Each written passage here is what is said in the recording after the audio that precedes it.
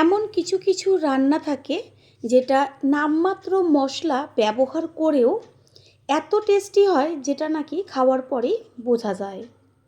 তেমনই আজ কুমড়ো আর ডিম দিয়ে একটা রেসিপি শেয়ার করব, যেটা দিয়ে ভাত, রুটি, পরোটা, লুচি সমস্ত কিছুই খেতে লাগবে দুর্দান্ত।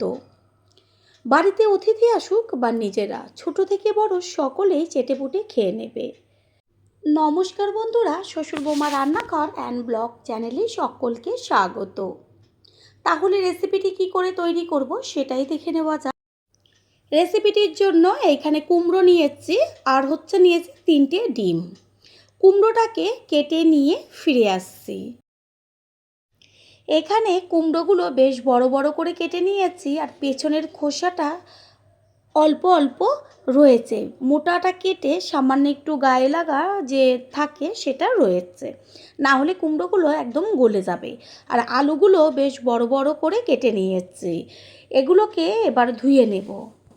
আলুর থেকে কুমড়োটা একটু বড় সাইজের কেটেছি, কারণ কুমড়ো সিদ্ধ হতে বেশি সময় লাগে না, আলু একটু বেশি সময় লাগে সিদ্ধ হতে। গ্যাসের ওভেনে কড়াইটা বসিয়ে তারপর কড়াইটা গ্যাসের ফ্লেম লোতে রেখেছি। কড়াই গরম হয়েছে, এবার এর মধ্যে দিয়ে দিলাম একটা শুকনো লঙ্কা, 1 চা চামচ পরিমাণ গোটা ধনে, 1 চা চামচ সাদা জিরে, আর দেবো একটা তেজপাতা। এটা কিন্তু কেউ স্কিপ করবেন না, সবসময় আমরা তেজপাতাটা ফোড়ন হিসাবে ব্যবহার করি, তবে একবারের জন্য হলেও এইভাবে ব্যবহার করবেন। গ্যাসের ফ্লেম লো টু মিডিয়াম করে ভেজে নেব। যখন দেখবেন সুন্দর একটা ভাজা গন্ধ বেরোচ্ছে আর কালারটা হালকা চেঞ্জ হয়েছে, সেই সময় এটাকে নাবিয়ে নিতে হবে। ভাজাটা হয়ে গেছে, নাবিয়ে একটা প্লেটে রেখে দেব, ঠান্ডা করব। গ্যাসের ওভেনে ওই কড়াইটাই বসিয়ে দিয়ে দিচ্ছি সর্ষের তেল। তেলের পরিমাণটা অল্প দেব। তেলের মধ্যে দিয়ে দিলাম 1/2 চা চামচের থেকেও কম পরিমাণ হলুদ গুঁড়ো। তেলের মধ্যে যখন দেখবেন যে কিছু আমরা ভাজার জন্য দিই চারদিকে তেলটা ছেটে, এই যে হলুদটা দিলাম, এতে কুমড়ো আর আলুটা দেওয়ার পরে চারদিকে তেলটা ছিটবে না। কুমড়ো আর আলু ভালো করে ভেজে নেব, এমনভাবে ভাজতে হবে যেন অর্ধেকের বেশি ভাজাতে সিদ্ধ হয়ে যায়। কুমড়ো আলুর থেকে বড়, সেই কারণে একসাথে দিয়েছি যে একই সাথে ভাজাটা হয়ে যাবে আর তেলও কম লাগবে। এইভাবে ভাজাটা হতে থাক।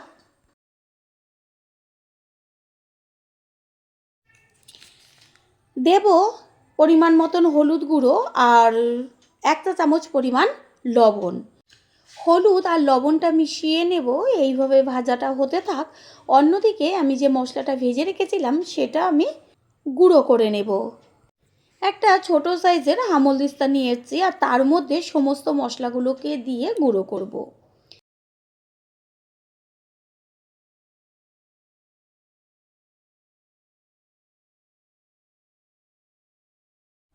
একটু বাদে বাদে আলু আর কুমড়োগুলোকে তেলের মধ্যে নেড়েচেড়ে দিতে হবে, যেন ভালোভাবে আলু আর কুমড়োটা ভাজা হয়।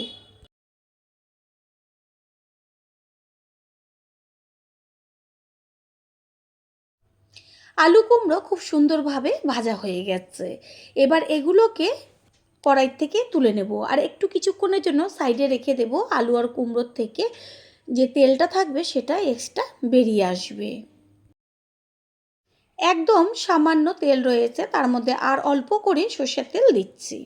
তেলের মধ্যে দিচ্ছি 1 চা চামচ পরিমাণ কালো জিরে আর দিচ্ছি একটা তেজপাতা 2 টুকরো করে।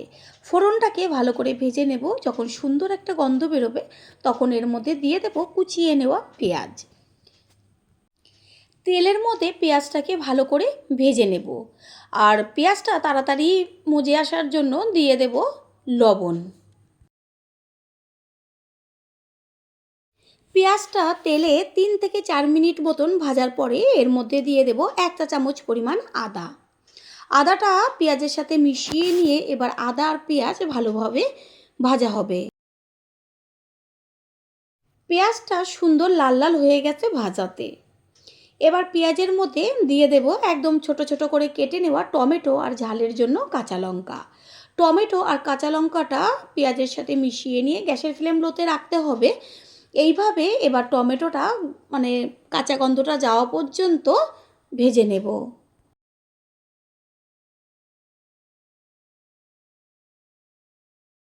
টমেটোটা সুন্দরভাবে মজে এসছে, এই পর্যায়ে এর মধ্যে দিয়ে দেব বেশ কিছুটা পরিমাণ কুচিয়ে নেওয়া ধনেপাতা। এইভাবে যদি তেলের মধ্যে ধনেপাতাটা দিয়ে ভাজা হয়, এত সুন্দর একটা গন্ধ আসে। আর দিয়ে দিচ্ছি 1 চা চামচ পরিমাণ জিরের গুঁড়ো। গ্যাসের ফ্লেম বাড়াবো না। আর কালারের জন্য দেব কাশ্মীরি লঙ্কার গুঁড়ো। ঝালের জন্য তো কাঁচা লঙ্কাই ব্যবহার করা হয়েছে, কোনো রকম জল দেব না। ঠিক এইভাবে ভেজে নেব।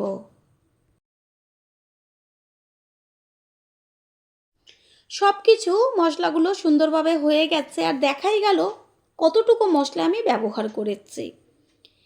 এবার এর মধ্যে দিয়ে দিয়েছি আলু আর কুমড়োগুলো দিয়ে তারপরে আর 1.5 থেকে 2 মিনিট মতন মশলার সাথে আলু আর কুমড়োটা ভাজা হবে। দেব উষ্ণ গরম জল। আর ওই যে থালার মধ্যে আমি আলু আর কুমড়োটা ভেজে রেখেছিলাম, ওই থালাটার মধ্যে উষ্ণ গরম জলটা দিয়েছি, যাতে তেলটা লাগা ছিল সেটা জলের সাথে মিশে গেছে। আর এতে একটু জলের পরিমাণটা বেশি দেবেন, কারণ বেশ একটু ঝোলঝোল থাকবে, তাহলেই খেতে ভালো লাগবে। জল দেওয়ার পরেই দিয়ে দিলাম স্বাদ অনুযায়ী লবণ। লবণটা দিয়ে মিশিয়ে নেব, এটা হতে থাক। আর অন্যদিকে আমি এইখানে একটা বাটির মধ্যে 3টে ডিম ফাটিয়ে নেব। কুমড়ো দিয়ে তো অনেক রকম রান্না করেছেন, একদিনের জন্য হলেও এই রেসিপিটি ট্রাই করবেন। গ্যারান্টি দিয়ে বলতে পারি এত টেস্টি হয় খেতে, যেটা নাকি খাওয়ার পরেই বুঝতে পারবেন। এইভাবে 3টে ডিম ফাটিয়ে নেওয়া হলো। তারপরে দিয়ে দিচ্ছি কিছুটা কুচিয়ে নেওয়া ধনেপাতা, পেঁয়াজ আর ঝালের জন্য কাঁচা লঙ্কা। তারপরে দেব সামান্য একটুখানি হলুদ আর লবণ। এবার চামচ দিয়ে সমস্ত কিছু একসাথে ভালো করে ফেটিয়ে নেব। কুমড়োর মধ্যে জলটা দেওয়ার পরে হাই ফ্লেম করে দিয়েছিলাম, টকবক করে ফুটেছে। এবার একটা ঢাকনা চাপা দিয়ে গ্যাসের ফ্লেম মিডিয়াম করে এটা রান্না হতে দেব। এটা হতে থাক। গ্যাসের অন্য ওভেনে আমি একটা ফ্রাই প্যান বসিয়েছি, আর তার মধ্যে দিয়ে দেব সাদা তেল। তেল গরম হয়ে গেছে, এবার সম্পূর্ণ ডিমটা তেলের মধ্যে ঢেলে দিলাম। তারপরে গ্যাসের ফ্লেম মিডিয়াম টু হাই করে এইভাবে কিছুক্ষণ হতে দেব। ওপরের যে অংশগুলো রয়েছে সেটা একটু চারদিকে ঘুরিয়ে ঘুরিয়ে দেব। আর এদিকে তরকারিটা হচ্ছে। কিছুক্ষণ অমলেটের নিচের অংশটা হওয়ার পরে এবার রোলের মতন করে ভাঁজ করে নেব। আর যেহেতু 3টে ডিম ব্যবহার করা হয়েছে, সেই কারণে অমলেটটা অনেকটাই মোটা হবে। আর এই যে ডিম ভাজাটা, এটা একটু কড়া করে ভেজে নিতে হবে। এবার আস্তে আস্তে মুড়িয়ে দেব। আর যেহেতু ভারী হয়েছে ডিমের অমলেটটা, সেই জন্য মোড়াবার সময় একটু ভেঙে গেছে। ঠিক এইভাবে 2 পিঠই সুন্দরভাবে মুড়িয়ে তারপরে ছোট ছোট পিস করে দেব। পুরনো বন্ধুদের সবসময় আমাদের পাশে এইভাবে ভালোবেসে থাকার জন্য অনেক অনেক ভালোবাসা।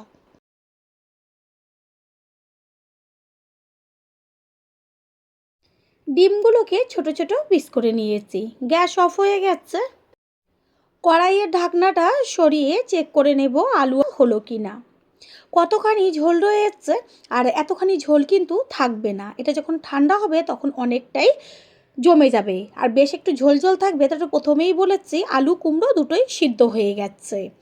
একটুখানি নেড়ে চেড়ে নিয়েছি। তারপরে এর মধ্যে দিয়ে দেব ওই যে ডিমের টুকরোগুলো করে রেখেছিলাম, সেই টুকরোগুলো। সব টুকরো একটা একটা করে আস্তে আস্তে ঝোলের ওপরে সাজিয়ে দিয়ে তারপরে খুন্তি দিয়ে বেশ নেড়েচেড়ে দিয়ে কিছুক্ষণ হতে দেব, কারণ অমলেটের মধ্যেও বেশ ঝোলটা যাবে।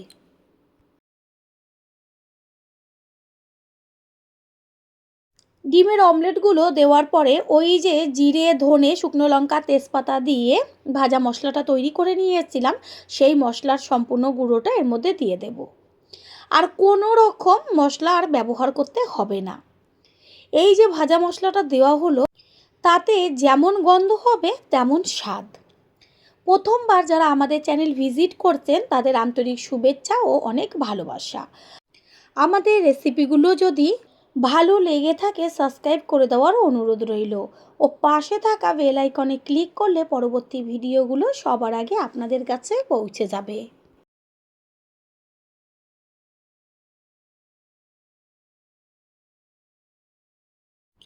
রেসিপি একদম তৈরি হয়ে গেছে। এবার সবশেষে দিয়ে দেবো 1 চা চামচ পরিমাণ গাওয়া ঘি। ঘিটা দেওয়ার সাথে সাথে গ্যাস অফ করে ঘিটা মিশিয়ে নিয়ে কিছুক্ষণের জন্য একটা ঢাকনাটা চাপা দিয়ে দেব। এতে কি হবে, ওই যে মশলাটা দিয়েছি সেই মশলার গন্ধ আর ঘিয়ের গন্ধ সম্পূর্ণ তরকারির মধ্যে মিশে যাবে।